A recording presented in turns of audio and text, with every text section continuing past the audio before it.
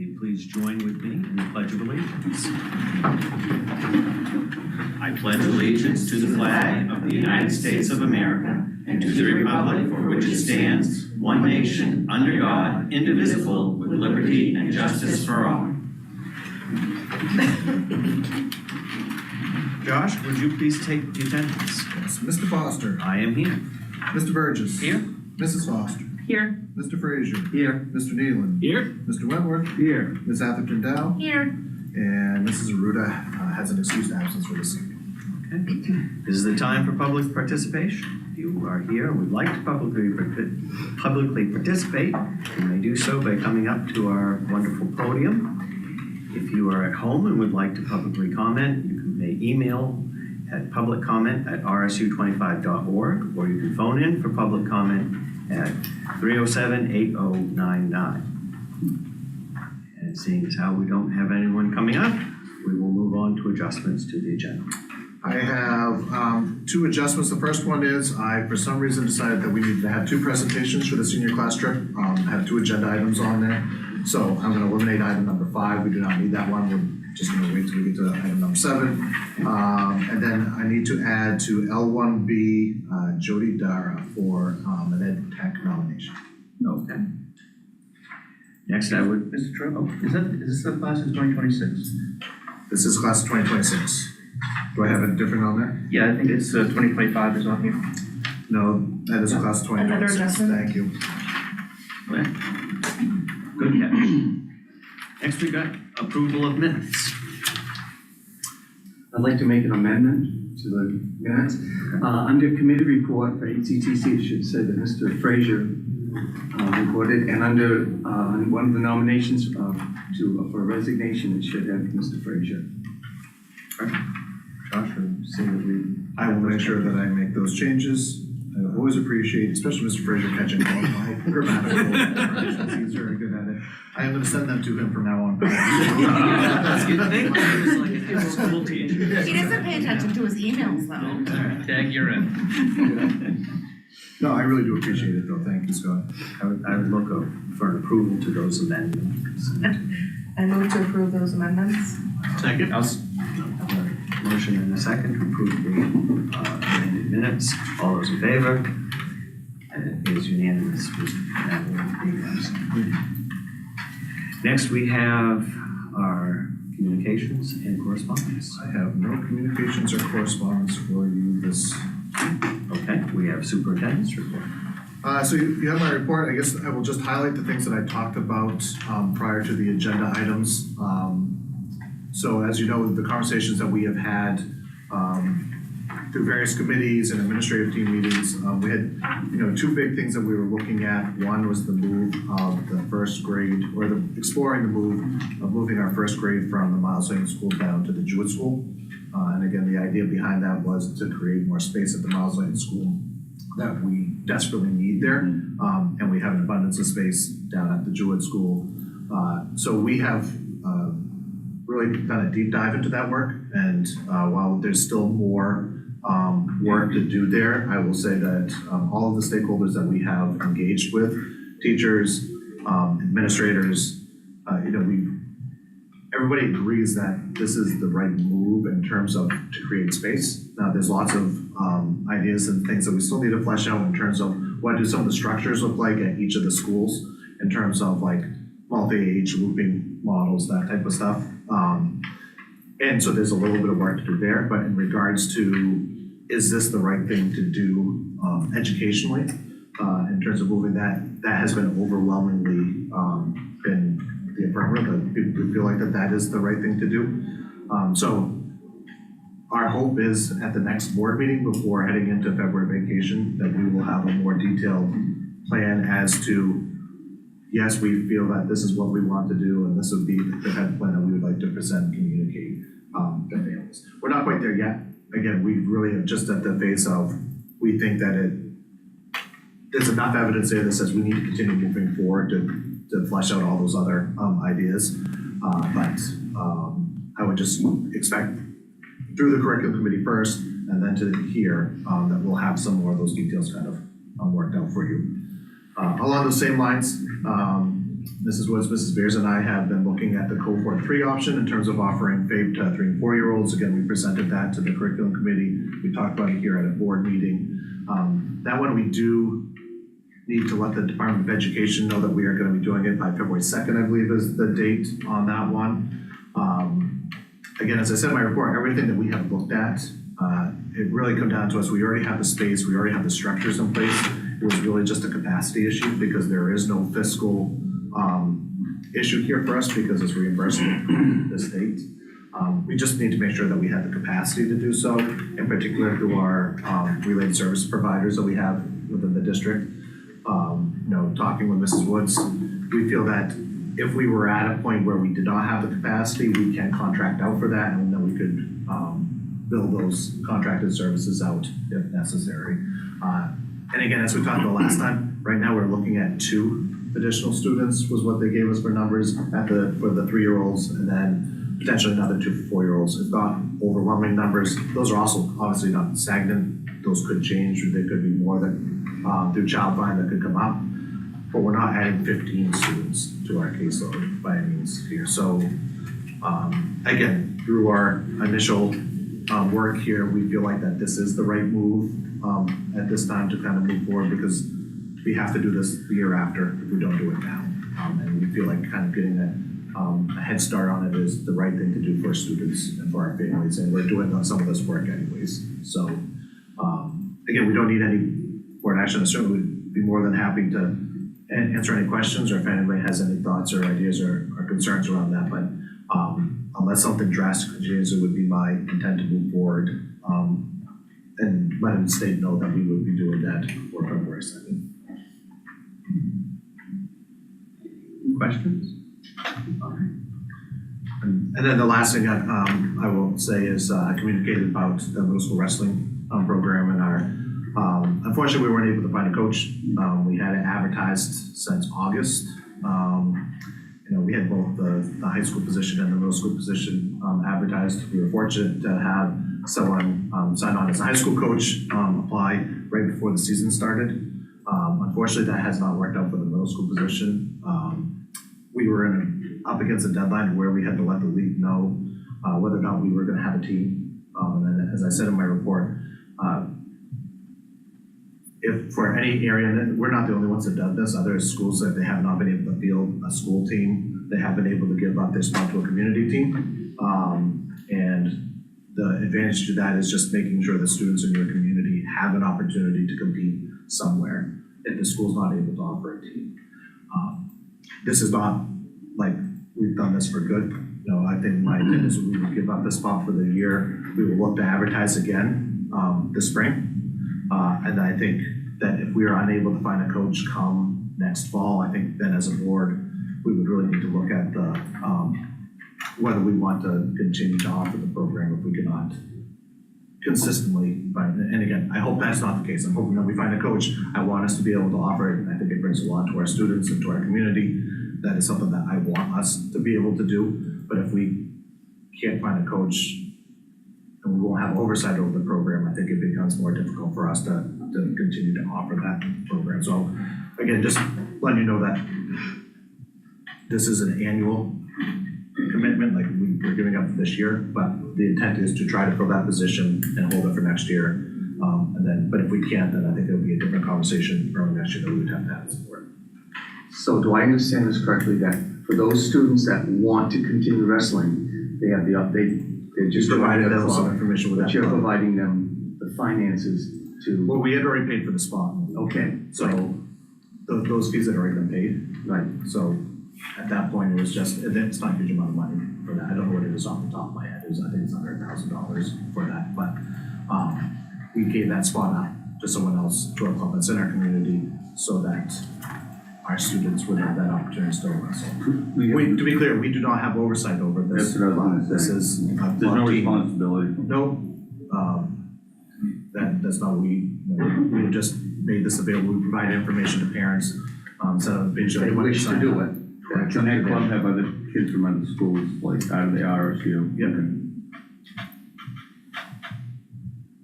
I can tell you from prior experience, finding a coach at the middle school level it can be very difficult for various and sundry things.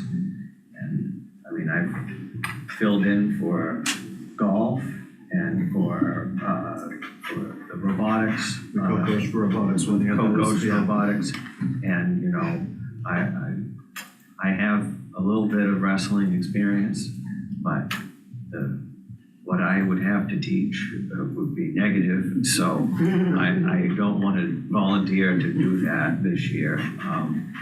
But it is really hard, and so, you know, if you're listening at home and you have any interest in wrestling and think that you would be good, please contact us, because kids need you. That's it for my report. Great. Any questions? All right. For the board chair's report, I hope everyone had a happy new year. And it's been really quite busy for our family with the school things, with all of the basketball games, and cheering just had their first competition up in Old Town, and the girls did really well. And the school play. Drama is underway. Drama's underway. In high Just school got and a new middle school. cast. So there's all kinds of activities. And as you know, I've been telling you, it's been sad seeing things go as being the last time round, but there's one last time round that I'm actually looking forward to, and that is midterms.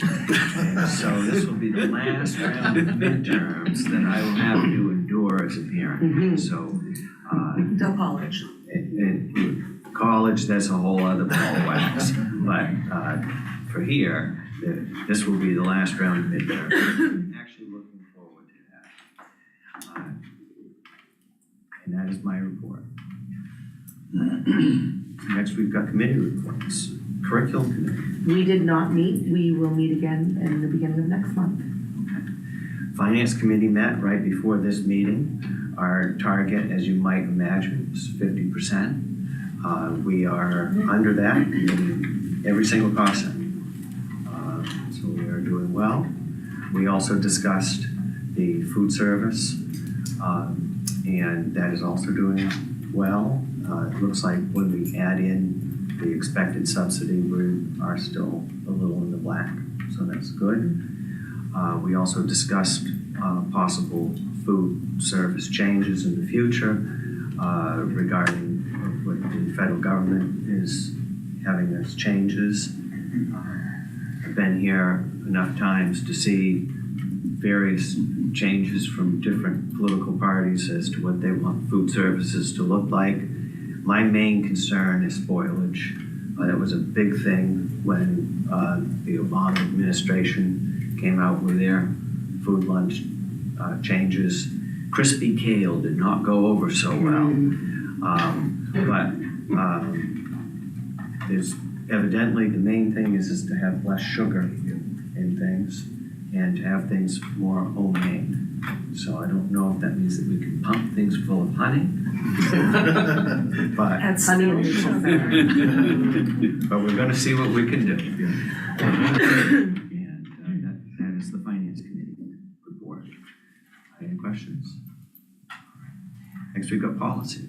Policy committee did not meet. We're kind of taking a break here in the early part of the winter as negotiation and budget season starts to ramp up. Facilities? We did not meet either. All right, we're doing pretty good. What about HCTC? Well, we did meet. Overachievers. Some of us were there in person. No, you had a very good reason. But I'm looking, where's John? You were behind me on the screen. The Fighter 1 program right now is fully funded and planned. We have an instructor and equipment and a 2-year grant. All we need now is for students to sign up for it. If they don't sign up for it, we wouldn't have it. One thing that we discussed was on Fridays, because of the early dismissals, the morning ACTC students are there for 2 hours. The afternoon is only there for an hour. Bill was looking at ways to change the arrival and dismissal time of the buses so that they would each be there an hour and a half. it was discussed, it was more discussed, and we ended up tabling it. So I think Sumner's looking at rescheduling their day, somehow he didn't give any information on it, but then Bill brought up that we need additional bathrooms at HCTC because of the enrollment. There are only 3 boys' stalls and 3 girls' stalls in the whole building. And he was looking into adding a couple more at a cost of $34,000. And the problem that was brought up is, well, if we do this, we're gonna have to bring them all up to Americans with Disabilities Act. And he didn't have a price for that, so that was tabled. I think that's right, we got a lot tabled. Then he talked about having an increased stipend for the person dealing with the Skills USA. It's pretty involved. And that was brought up that the Ellsworth School Department, which everybody in ACTC is under, they have a schedule like we do that determines the stipends. So that was tabled. Then he went on to say there are 89 students from ACTC that want to participate in Skills USA. I did not realize this, but that's at a cost of $90 per student, just a registration fee. And it doesn't include lodging because it's a 2-day thing. And then he went on to say that nationals this year, anybody that gets a gold medal, they can go to nationals. So it gets pretty expensive to send kids to Atlanta, Georgia. And he said it's the first week of June, which causes another problem. Class night, graduations, baseball, softball, track, finals or playoffs, and a lot of the students that go to HCTC play sports for their schools. So he said, we're just gonna have to play it by ear. Whoever becomes a gold medal winner, if they wanna go. And it's the first week of June because of the World Cup is being held in Atlanta this year. And we asked him, well, how big a deal is that? And this is something I didn't know. As many years as I've been down to HCTC, about 50,000 students are involved in this national skills across the United States. So that's pretty impressive. And that's all I have. So a lot got tabled, but we discussed quite a bit of things. I can answer any questions that you might have. Thank you. Old business, we had none. New business, we have a resignation. We have, that should not be under resignation, I'm sorry. Can we Oh. move that to nominations? I had put Okay. that- You're doing I great had a this great month. You know, your senior class is over I know. here learning. Weren't you superintendent and principal at one point? Yep. Just one day, I can't even remember on that. All right. No, that's a volunteer, she's not resigning as a volunteer. She would Okay. like to volunteer. Okay, so she should be under Nominations, nominations. no resignations, retirements, you can scratch that. Perfect, Well, okay, so under nominations. Oh, okay, Yeah. so that's, Just that one. So I have Kayla Jellison for co-curricular volunteer for the indoor track team at the high school. Okay, And Jody Dara, who was actually interviewed at the end of last week and we spoke with today and has accepted our offer to be an ed tech for us here at Okay. 25, which would one of a student of mine. make us, I don't even dare say this out loud, but I'm Don't going say to. it, don't say it. We know what you mean. Yeah, okay, We know. everyone knows what it I is. know. You can put it in a minute. Yeah. I'll put it in the minutes. Yeah. We won't So I say. won't jinx us. then I Also, would look for a not- motion. Well, I move that we accept the 2 nominations as a block. I'll second. Second, we have a motion and a second. All those in favor? That is unanimous. Thank you. Next, we've got first reading of policy, which is none. Second reading of policy, we've got 3. So there are no changes, just a reminder that that second policy, the volunteer driver information form, if you went looking for that in the board packet, remember that's to remove that policy because we are gonna use the insurance carrier's form and not that one, so, it was a mistake that there was nothing in there, because that policy is just being taken off. But we still approve the fact that it is not there. Yes, Okay. All right.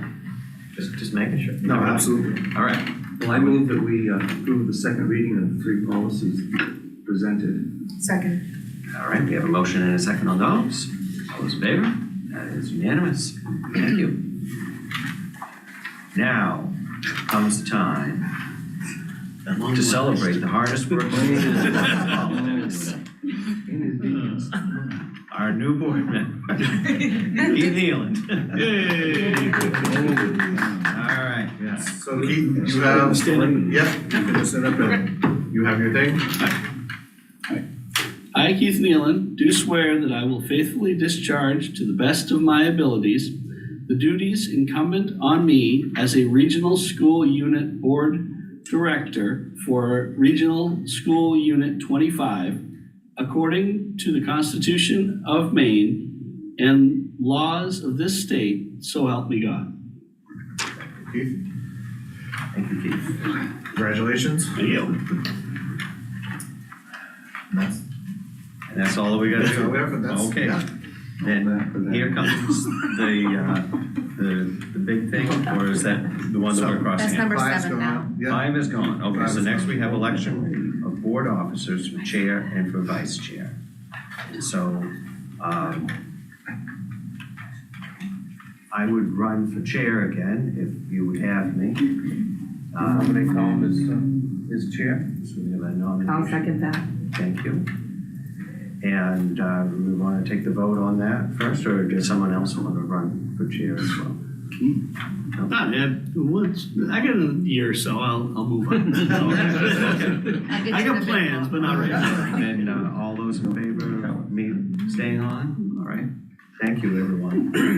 This is the important one to me, because this is the last signature on the diploma that I have to do. So, thank you, everyone. And Dave, do you want to remain as vice chair? Okay. I'll second that. I would nominate Dave.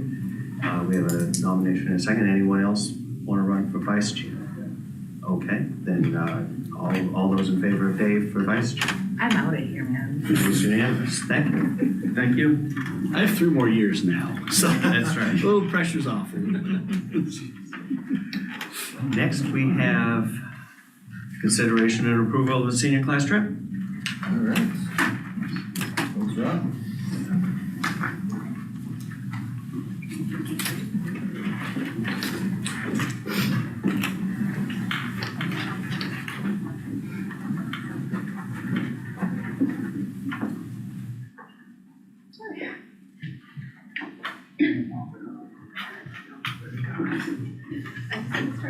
Good evening, everyone. My name is Allie Hanson, and I'm the president of the senior class.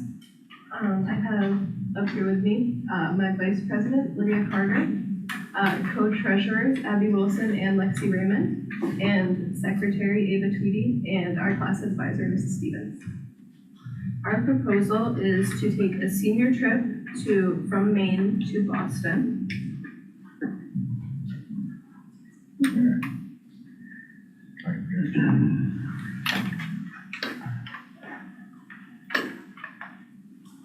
In just a moment, we'll have the itinerary.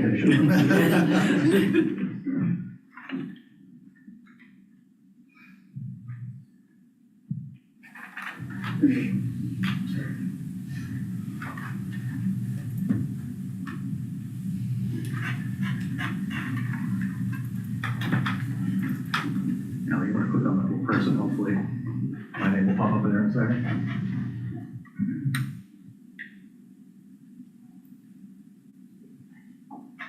Got it?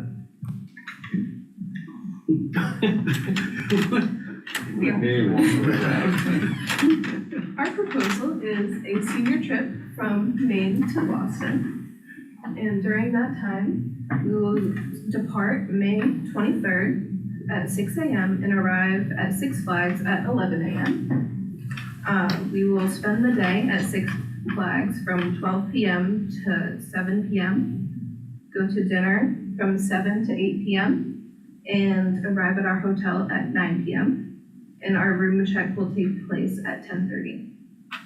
The next day, Sunday, May 24th, we will have hotel breakfast from 7 to 8, and then make our way to the Boston Aquarium.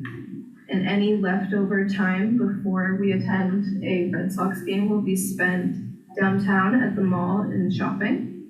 And after the Red Sox game at 1:30, our bus will immediately depart back to the school.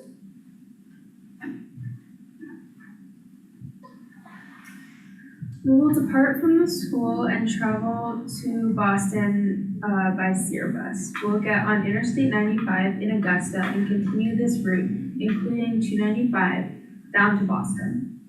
Students are asked to bring their own lunches to prevent any unnecessary stops, and we plan to take a break about halfway through to stretch our legs.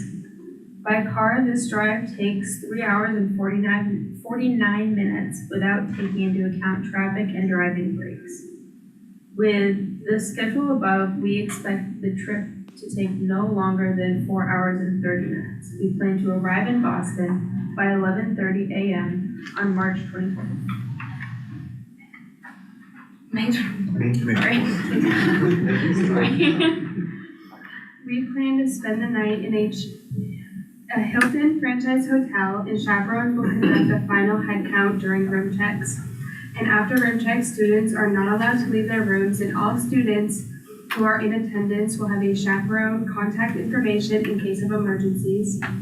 In the morning, students will report to the lobby for breakfast, where chaperones will conduct another head count before loading onto the bus for the day's activities. We have asked Lori Stevens, Sarah Lamford, Jan Simpson, Ed Hatch, Daniel Magus, and Aaron Ward and Jen Scala to chaperone the trip, and we have gotten approval from all but Scala.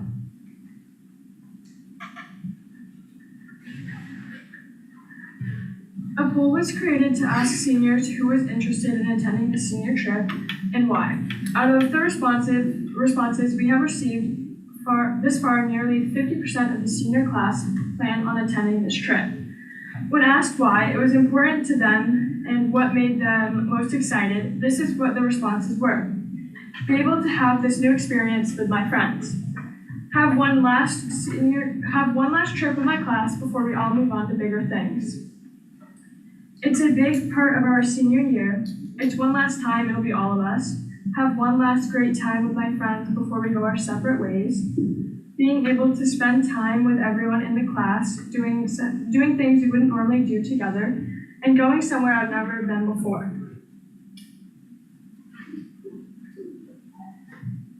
Reasons we received for not attending the senior trip from students were that students would not like to be away from home and they have prior commitments.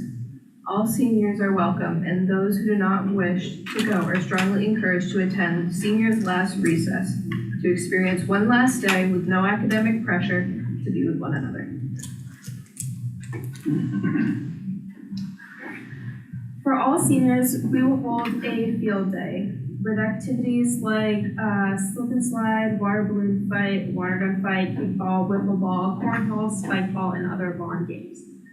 The theme for this field day is Seniors Last Recess, where we can all get together and have one last experience together. This will likely take place one day on the week of June 1st after marching practice on the football field or practice field.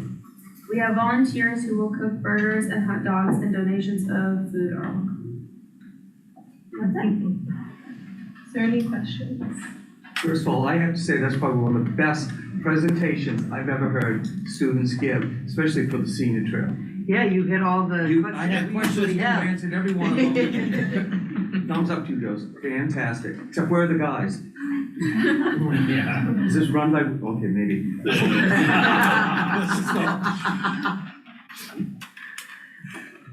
These are the leaders of the class. Yeah.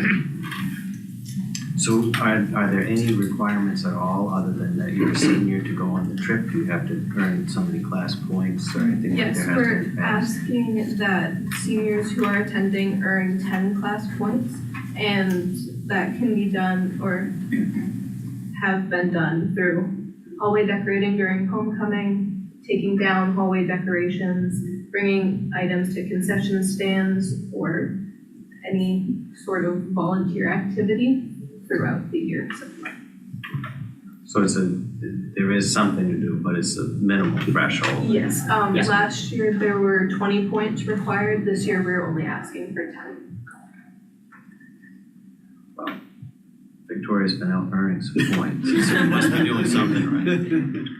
And is it one time is 1 point, so if you bring concessions one day, that's Yes. 1 point. Or if you bring in like multiple cases of water, each case of water is a point, or so if you bring in 4, you get 4 points from that.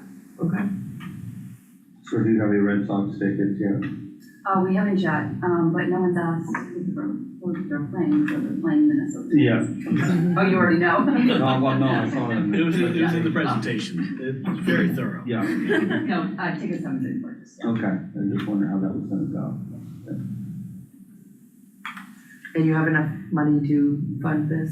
Yes, as of right now, we have around $20,000, Oh, which you're is okay. more than enough to cover seniors' last recess and our senior trip. Wonderful. Wow.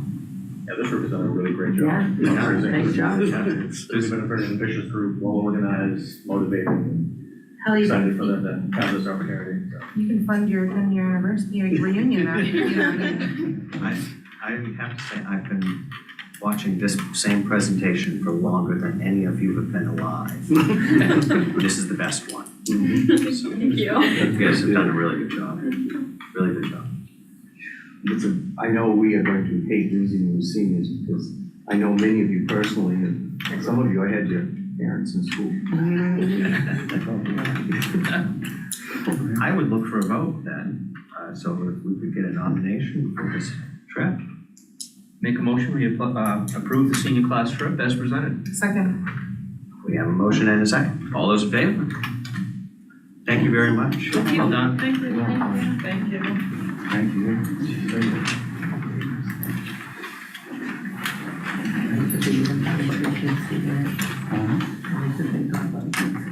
Yeah, yeah. All right. Next on the list, we have administrator report. Yes, so, last month, you folks had asked if we could get an update on, how things are working with, I'm gonna say new cell phone policy, it really wasn't a new cell phone policy, just more of a Enforcement. focus on enforcement, in response to state legislation. I asked Mr. Ward and Mrs. Dickey really where we see, obviously, most of the cell phone usage, to share just some data and anecdotal stuff. And again, I asked not for a super formal presentation, just more just kind of let us know how it's going with enforcement and the feedback they're getting from parents, students, teachers, etc. Just right here? That's fine. Okay. Actually, probably Mr. Moore will want you to go up front for Yeah. camera purposes, and sorry.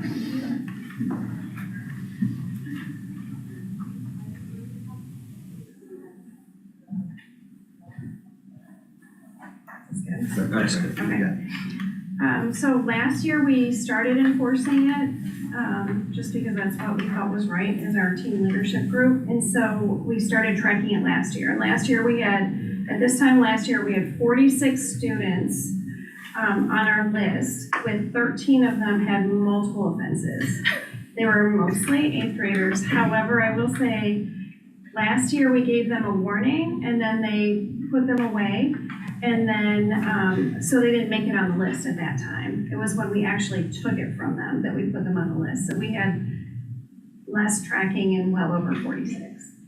This year, so far, we only have 6 students, and we have only one that had one repeated offense, and that was it. We have a lot of parent buy-in now because we did so much work last year with letters going out, expectations, calling them, working with them on how to make it work for the students that were not willing to, mostly educating them because they didn't understand that it wasn't, like it would be more safe to have their phone put away than to have it out. If we had an issue, they would be wanting to call home, and so we had explained to them and shown data. So we did a lot of sharing research with all of the parents, and I think this year's going really well. A lot of good buy-in, and yes. How is the workload on the teachers? Is there any additional? Not this year. No. Last year, they would have to stop class, take their phones away. But it really did pay off because this year we're doing so much better. And when they have been caught, it's mostly been in the hallway in that recess. It hasn't been in the classroom. And so the teachers are noting it's a lot easier to run your class when you're not babysitting the cell phone and trying to do that. So we find it really positive and very thankful we started last year just to start getting it in everyone's minds and everything like that. So, any questions? Aaron? Thank you. Next we've got. I was gonna Oh, tag in. yeah. So, you remember last year, kind of piggybacking on and Beth, kind of we refocused as a staff by reading The Anxious Generation, really looking at cell phone, knowing that there was potential for some legal changes with LD, I think it's 1, 2, 3, if I remember right. So that came along this summer. So it worked out nicely when we revised our cell phone procedures, kind of launched at the same time as that revised or that new law that was in place.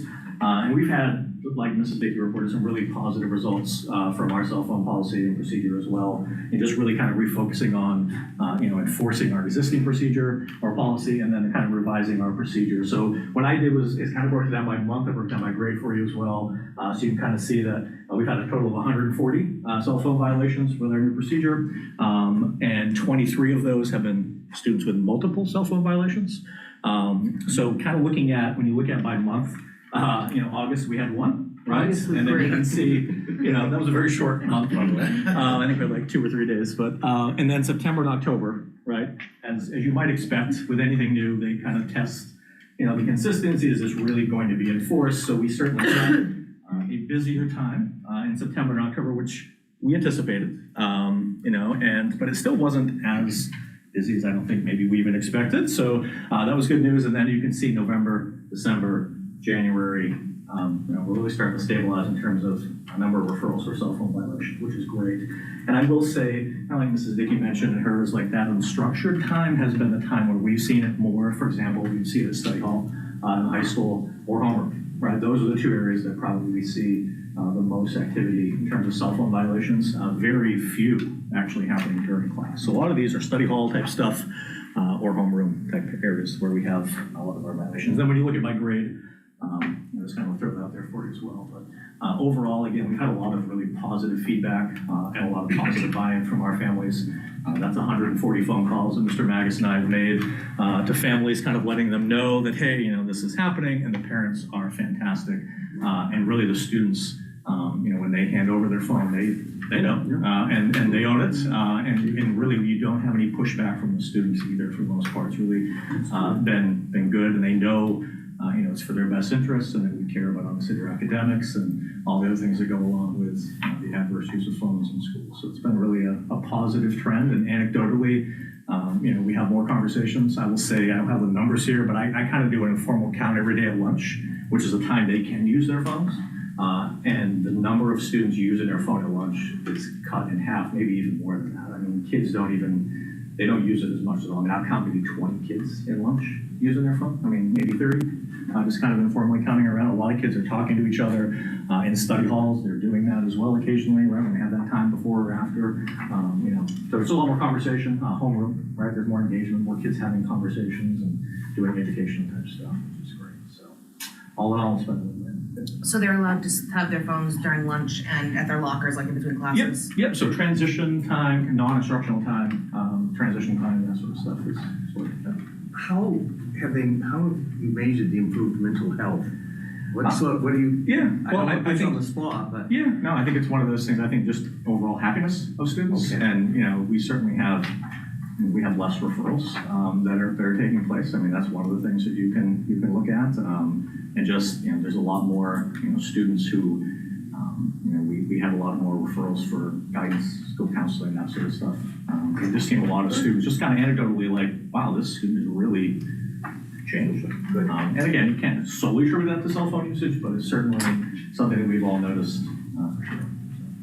I don't know if it's social change. Sorry, go ahead, Dave. No. I was talking to a professor at Maine Maritime the other day, and she said that she would always walk into the room with kids that have their faces buried in their phones. She said lately, it's not. They're all talking to each other now. It's like really weird how it's changed. Yeah, no, that's exactly it's what social A change. lot more social. Yeah. And when you look at the discipline, that's something Mr. Magus and I deal with a lot, obviously, and those numbers are way down this year in terms of discipline referrals dealing from issues stemming solely from social media or cell phone usage. That's been a really positive impact for students as well. So, yeah. Thank you. I know Abby and I at the Fall School Board Conference sat in on a couple of different seminars. One was Morse High School, where they've got 1,100 kids dropping their phones into pouches, listened to all the data, listened to all the reasons behind what they did and why they did it, the amount of effort and it takes for the administration to do that. And then I believe it was East Corinth. Yeah, I think that was She it. gave a presentation that was pretty much right on par where we are, and so we kind of got talking and said, so where are we? And do we need to do more? Is what we're doing working? Are we enforcing the policies as written? So thank you, and thank you, Ms. Dickey, for, I think this was kind of pushed by the conversation that we had. Yeah, I at that fall appreciate conference. the report out. What was most striking, the lady in Corinth did not bring kids, but the Morris High School did. And those kids were so happy. They were saying how upset they were to have to give up their cell phone. And then once they did, their lives just changed. And we were just trying to see, like, is what we're doing enough? Or do we need to look at trying to go a little further? That's a big expense. Like you said, in the morning, it's a big to-do, locking all these devices up. But as on the flip side, their teachers don't have to deal with it during the day. But it sounds like we have something that's working fairly well. Yeah, it's a very, For Apple's school. and kudos to our staff too. It's a very common sense approach to this process. Like we're really teaching kids a life skill of like, there's a time to have your phone, right? And those non-instructional times, and there's a time not to have it, just like all of us here right now. right? Which they're gonna need to know You know, when they right. leave this place. Yeah, That's right. I was actually kind of chuckling that we all have our cell phones right in front of us. I actually, Mine is right here. mine's in my pocket. But thank you.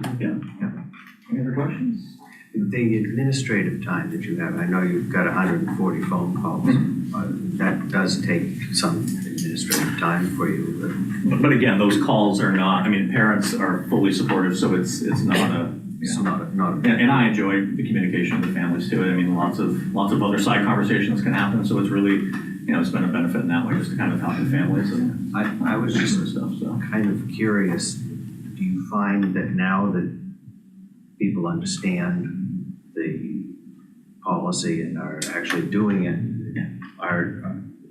are you having less administrative time, even though you are having to make some occasional calls, than having to deal with chaos without any sort of a policy? Yeah, no, this has been completely manageable on my side. I mean, and I know our staff really appreciates it just because of the procedure we put in place. There is no warning anymore, right? I mean, if the phone is out during the time, the staff just sends them our way, and the kid, they know what's going on. We've actually had some families want to take the phone longer than what we've suggested, and certainly we have supported that if the parent wants to do that. Like, I don't want to see that phone for X amount of time, and we're like, all right. So it's really been a great partnership, and the kids all see us on the same page too, which is really nice, so it's been great. I think that's an important aspect of it, is the buy-in from your administration and the staff is key to making this work. The one thing I'll say, just from talking both with Beth and Aaron about this, staff appreciate consistency. So if they're not the lone wolf having to enforce different rules than other teachers are in other classrooms, they're not pitting teacher against teacher. So I think that is certainly great for a school culture when you're talking about staff and administration, that everybody's operating with consistent sets of rules. And the other piece, Aaron and I, obviously when we were both here at the high school, sometimes when you're trying to take that cell phone from a student, like 45 minutes of trying to get that student to turn their phone over. No, you can't make me do it, I'm not gonna do it. I mean, they were, to the point you'd have to send them home at times, because they were just that defiant. They're not gonna, they're just gonna be that obstinate. We're not gonna give you that phone, you can't take it from me. With their parents sitting right there beside them, and to not have that battle, whether it's consistency, legislative, power behind us in terms of it being a statute, or just like, yeah, I screwed up, you got me, here you go. That alone, I tell you, is worth just getting that 45 minutes back of your life, not staring a kid down, telling them to give you your cell phone is worth its weight in gold, so. Thank you. Thanks. One more question. Are the hallways louder now? I'd say so, yeah, there's more chatter. Cool. Lunch definitely is, I will say that, yeah. That's good. But that's a good question, yeah, that's a stuff. That's good. Walter's in his school, so. Walter can't have his phone. Walter's in the school. I don't It's know just where he not gets now. that from either. You? It must be my husband. Next, we've got consideration to adopt calendar for the 26-27 school year. So you have a copy of the calendar. This is the same calendar that we gave to the curriculum committee back in, that would be December, I believe. Christine, is that right? Yeah. December meeting. So at this point, as I told you at that time, we were kind of giving it to the other schools to make sure that they were within statute, which means that we can only have a total of no more than 5 days that are different for our common calendars because of our regional CTE center. So the nice thing about ours getting up there early is that everybody kind of conformed to us, which was nice. So we are within our 5 days. There's very few discrepancies amongst the different schools, districts. Really mostly how they treat their professional development days and the days before Thanksgiving. Not everybody does the 2 days of parent-teacher conferences. Some people, one school has a October professional development day. The other thing is they just have different total number of teacher days too inside their contracts. Not all of them are 182 days like us. Some are 183, some are 181. But there are no significant differences between the calendars. Again, this is a weird, as I mentioned, this is a weird calendar in terms of the sense of where Labor Day falls. So Labor Day is the 7th, it's late. So typically we have that 3, 4, 5 start. So we have 3 days in the first week. We have the Friday off because we don't mess with the Bluefield Fair here in Hancock County. We do not. And so we have that 4-day weekend. But just because of the way Labor Day falls, we're not doing a 3, 4, 5. It's going to be a 4, 4, 5 start. So it'll be 4 days that first week. Still taking that Friday off before Labor Day weekend. So the first day of school will be that Monday. We gave this to the Education Association. They were happy with how it looked, and I think it's a good balance of when we come back in the school year and then when we get out at the end, we stay away from June 19th, that holiday at the end, which this year is a Saturday, but it's celebrated on Friday. So if we had got bumped up into that, we'd be bringing people back that following week, which nobody wants to be here on the 22nd, 23rd. Those are not the most productive days, I would say, in June. So I think that this is, it has 4 storm days built in there. How many have we used I'm already? embarrassed to say this, but a couple of reminders. You did.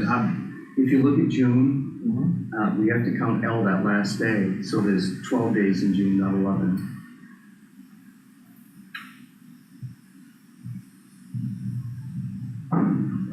And if you look, you've written 11 and you total, you got 178, you should be 179. That would give you the extra 4 days. Okay, so it's right on there, just my total count. Your total count, that's it. Optum side. Not your total count, the total count. No. But I can't believe, no, see, this was my job at all, they always brought it over to me, saying, you check this. So it should be 12 days in June. So that square that says 11 should be 12, and then the student days, he said 178 should be 179. Which is our 4, it gets us to 175. So it's, the L is in the right spot. Everything's right. Yeah. Okay, you haven't worried that I didn't have the right number of days. The total number of days is right, just not reflected on the side. Well, wouldn't that make the teachers' days 13 instead of 12? Yeah. And does that go over, or does that mess with anything? I don't believe so. Keep that, you have 4, 5 is 9, 10, Alright, 11, that 12, checks. 13. I think we should ask Scott. I didn't even mess with the teachers, I just can't help it. Isn't that awful of this teacher? I say, You're one for how many years? teachers are on their own. Is that last day after, the day after the last day, is that professional development? That is a professional development. They need by contract, they have to have a staff day here. I just want to make sure I have all the numbers in there. Because this has been worked by so many people. Scott Fitzgerald, so that I am 185.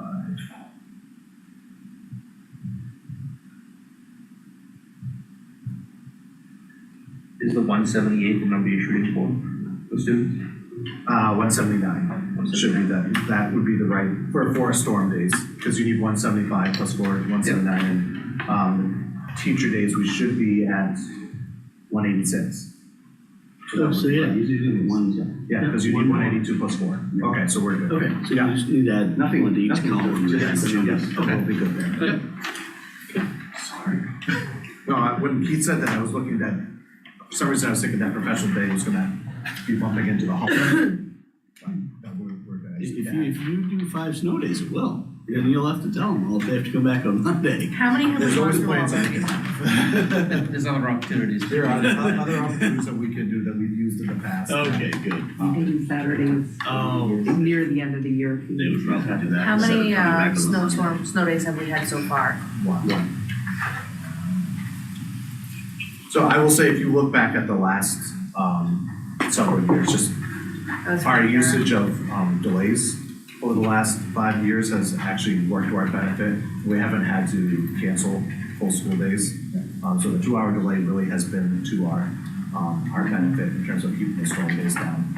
I don't think we've gotten over, there was 1 year we hit 4, but other than that, 3 was the max, I think, out of the last 5 or 6 years that we've had. There was a time when we did go over because of some off-season storms and such, and we did some Saturdays and we moved some other things around. Yeah, That was a long time ago. A long time ago. we had a couple of storm days with the weather in October when we lost power. And so there, you can look at Saturdays.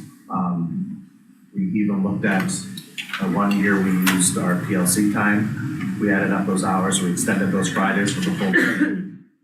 So if you do 6 of those, you get those hours back and you can make up a full day of school there. I do have to go back and check to make sure any of those are actually legal by statute. Those were just, like, maybe, but there are ways. I feel comfortable with one or another. That's right. Nothing? Nothing. So I'm then, looking to adopt this formally. Yeah, I think it would be good so we can get it to the, HCTC so they can have it and they can, be ready to submit theirs. I'd look for a motion to approve. I move that we accept the calendar with the amendments made as presented. Second. We have a motion and a second. All those in favor? It's unanimous. So there really is no amendment to the calendar, because those are just calendar days. So Just the the calendar itself calendar. will be the same. Yeah. Adjusted, but additional. Next, we have consideration and possible action on the DHS indoor track qualifying athletes to compete in the New England competition of February 28th to March 1st. Yeah. So these are, the next 2 agenda items are just our annual ones. We have students that qualify for the New England Championships, either in indoor track or wrestling. They end up being overnight because they're in, Boston and Providence. So we kind of give prior approval for those overnight trips so that we don't have to scramble at the last second in case we don't have a board meeting in between them. My only issue is I see that I would like to have another female chaperone. So we see, which way to go for the? The indoor track, of course, if it's Matt Morrison, it'd be awfully nice if his wife could go too. You should. Once we don't know who's going to qualify, so once you know who actually qualifies, then we make adjustments on chaperones to go accordingly. For the paperwork, we just put down the people that we have. But That's my comment on both of them. yeah, But the intention would be if we have female athletes, we have female chaperones as well as if we have male. typically we have parents that usually travel to down there, so it's not really ever an issue. And we're not talking a large number of students either. Okay. I would look for a motion to approve. Well, I move that we approve the, trip for the indoor track if needed. Second. Motion and a second. All those in favor? It's unanimous. Next, we've got consideration and possible action on qualifying VHS wrestling team members to compete and stay overnight as needed on March 6th to March 8th in Providence. And those should be 26 and not 25 on there. It used to be a Listen, go back in time. Listen, it's still January. We've got, It's true. it's still January. You start writing checks, you have to. All right. Same reasons, same explanation. Same deal, Yeah. same explanation. Yeah, I move to approve. We have a motion. We have a second. All those in favor? That is unanimous. Dan, you were okay with it, right, Dan? You second. I'm okay with I just didn't see a hand, I'm sorry. I heard it. I move to approve. It's like the laziest motion I've ever heard. Listen, is it wrong? I think so. I move to approve. Next, we have consideration to approve a staff member for time off without pay. So we have two agenda items here, honestly, we're doing separately, they're two separate employees, but the first one is for, Brittany Blair at the middle school counselor is, gonna be out on maternity leave and has asked, her date back is very close to the very end of the school year, I think we're looking at an additional week is what we would anticipate, but we don't, I mean, obviously, we're not exactly sure. But was just looking to extend that absence. We did this last year, and the year before, I believe, for staff members that were in the same situation, just so that they can be at home. But because it would be without pay at that point beyond the 6-week time period, we would move forward with them. And Mrs. Dickey has worked out a plan for that time period, and we feel that there won't be an impact by allowing this. And she does plan to come for the next school. Correct, yes. Well, I move we approve the unpaid leave for Brittany Blair. I'll second his motion. Please, got a second. All those in favor? Okay, yep. All right, that's unanimous. Next. Next one is for Annette Larissa Gaff. This is for time in February. Alyssa's at Tech Forson has an opportunity to take a family vacation where she has approved EPL time that she can use. But just due to the trip, needs 2 additional days to pull the trip off. And is asking that she can have those 2 days that are not covered by the EPL to use them as unpaid. And again, we feel like we can get coverage and it will, again, we can find a substitute for it and it'll be good. Well, I move that we approve the unpaid leave for Larissa Gaff. Second. We have a motion and a second for this one. All in favor? It's unanimous. Thank you.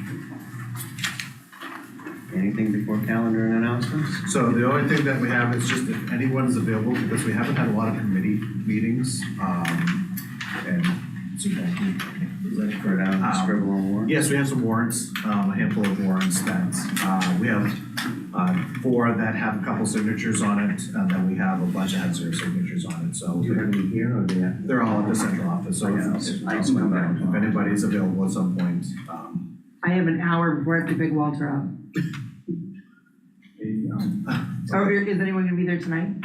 I mean, I can call you down. I can do it tonight. Go home. Yeah, you're probably tired. We'll be there next week, won't we? No, 2 weeks. They're not urgent, but if just people are around. If we're in the area. It would be great if we could have sort of. Any thoughts on budget before we? So we haven't got the 279s yet. Okay. So until we get the 279s, yeah. My hope is that we're gonna have them at the beginning of next week.